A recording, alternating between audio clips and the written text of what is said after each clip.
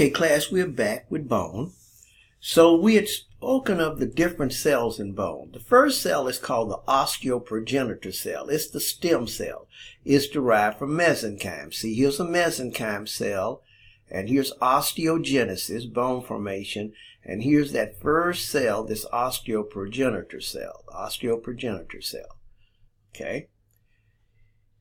Because it's a stem cell, it can undergo mitosis, but it can also undergo differentiation from that osteoprogenitor into the osteoblast. Under certain conditions of low oxygen, it can differentiate into a chondroprogenitor cell.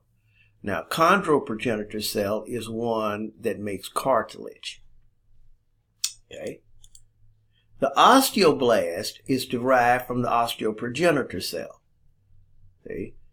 Are responsible for secreting is the one that does the organic matrix, as I said. So it would secrete the collagen, the proteoglycans, the glycoproteins, and so forth. The proteoglycans are what comprise the amorphous ground substance. Has receptors for, when we get into hormones, parathyroid hormone. When parathyroid hormone binds to the receptors, it stimulates the blast to secrete something, which stimulates the osteoclast. So the osteoblast even controls the osteoclast. But for right now, let's just keep this in mind, that the osteoblast's job is to secrete the organic matrix. The fibers, the amorphous ground substance, and special glycoproteins. And the amorphous ground substance, that kind of substance, is made up of proteoglycans. Okay? The osteocyte, this cell here, is a resting osteoblast, so it can go back. An inactive osteoblast that forms after the osteoblast is surrounded. This is the way, okay, let me kind of explain. The osteoblast is going to secrete bone. Okay. Then when there's enough bone around it and everything's okay, it's going to rest for a while. But remember, bone is constantly being made and broken down. When the bone around the osteoblast starts getting broken down and it sees some free openings, then it returns back to its blast stage. Then it returns back. So in other words, it's trapped around in this bone. And then when it sees a little weak, so in other words, it's like you waxing your floor and paint and going into a corner. And then you see the floor to get dry, then you may put a little more wax on there. Okay. So this is what you're looking at. It can secrete substances such as cyclic AMP, osteonectin. So even then it can do a little bit, but primarily it's a resting osteoblast. The osteoclast comes from monocytes. Monocytes are blood cells, and they produce all of your macrophages. So all macrophages were once monocytes. These cells have special properties that can dissolve bone. I'm going to come over here. Here is an osteoclast. It has a ruffled border to increase surface area. And what it does is it goes in with that ruffled border and tries to dissolve the bone. It kind of cuts an area away. But you see, it involves strong breakdown enzymes. So it kind of tucks the edges here, because all I want to dissolve is that area there and not surrounding. If that acidic stuff gets to further over here, it will dissolve all of that too. So that ruffled border gives it increased surface area to deliver its chemicals, its enzymatic chemicals to dissolve bone, and those corners kind of seal off so you don't dissolve too much. Okay? So the mechanism for reabsorption of bone, resorption is the technical name for withdrawing bone back, is the process by which osteoclasts break down bone and release the minerals. See, main reason for doing it, now there are several reasons, but main reason for doing it is to release calcium from the bone. Because remember, bone is a depository for calcium. The osteoclasts are multinucleated. Okay? Multinucleated. Okay? What they did was mitosis without cytokinesis. Mitosis without cyto. Okay?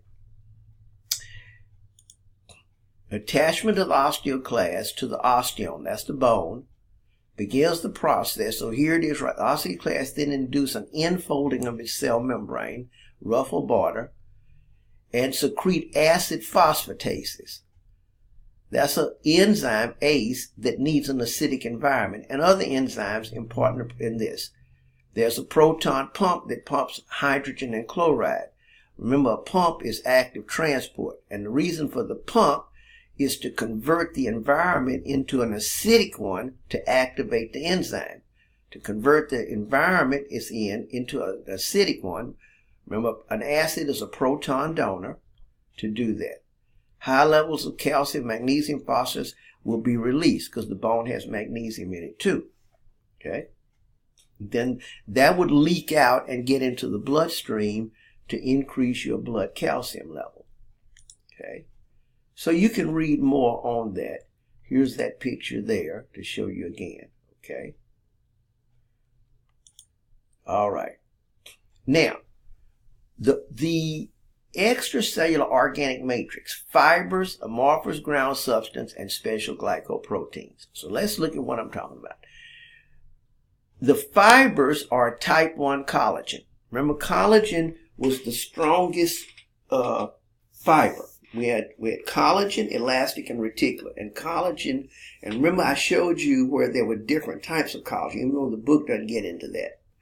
Well, this type 1 collagen is mainly amorphous ground substance. Remember I said those were proteoglycans. Go back to chapter 4. Chondroitin sulfate and keratin sulfate. These are proteoglycans. That's what's there.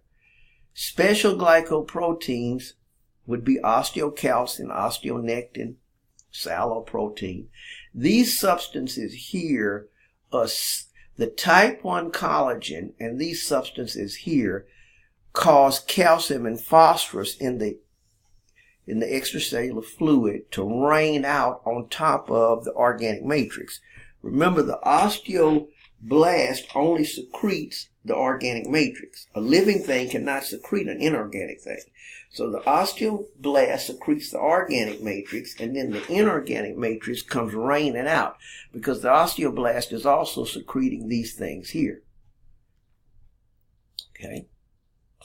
Inorganic matrix. Water comprises almost half of that. That's what gives the bone a certain amount of elasticity. The major inorganic chemicals are calcium and phosphorus. Some magnesium's in there.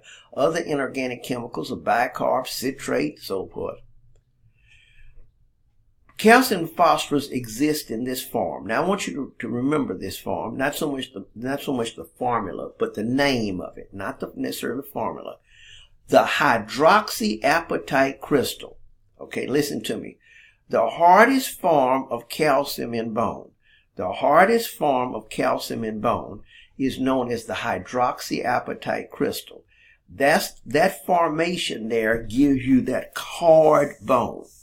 Now, calcium also is in some others, like calcium phosphate and some others, calcium carbonate. But primarily what you shoot for is to get this here.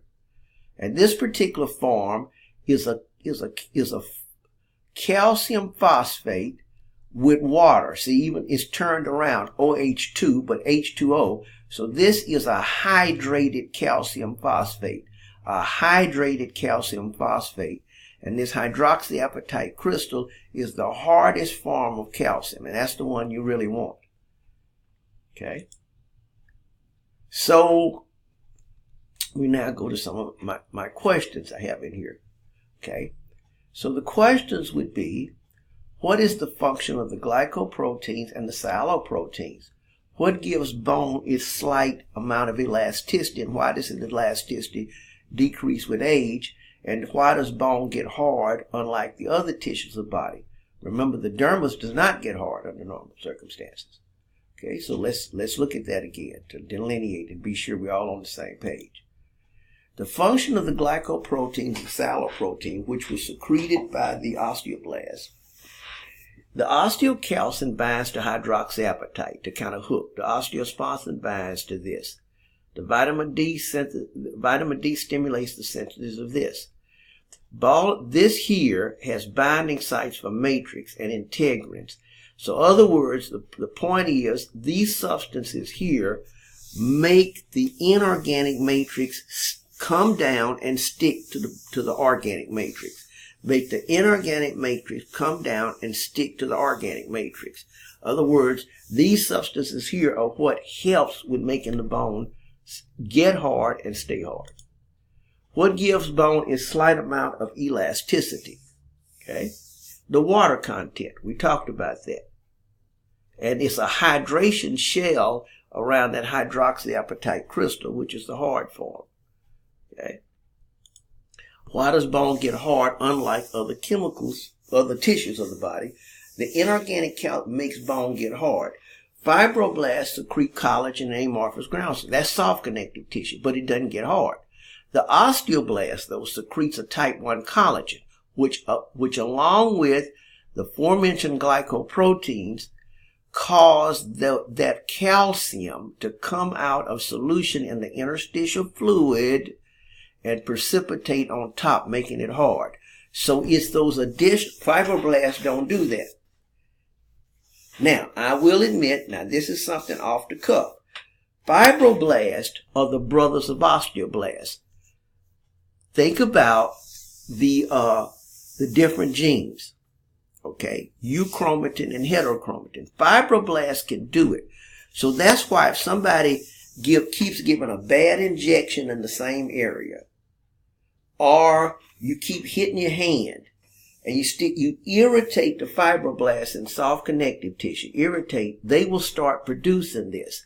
And then you will start to get a hard substance. That area will get hard, almost like bone. And if you keep doing it, you could get bone. That's what we call ectopic bone formation. Let me speak on that.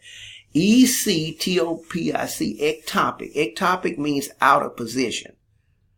So in other words, in the kidney, if it's irritated too much with kidney stones, you can put bone there. Bone spurs in the feet, that's ectopic. You're making bone in that soft connective tissue around your feet bones.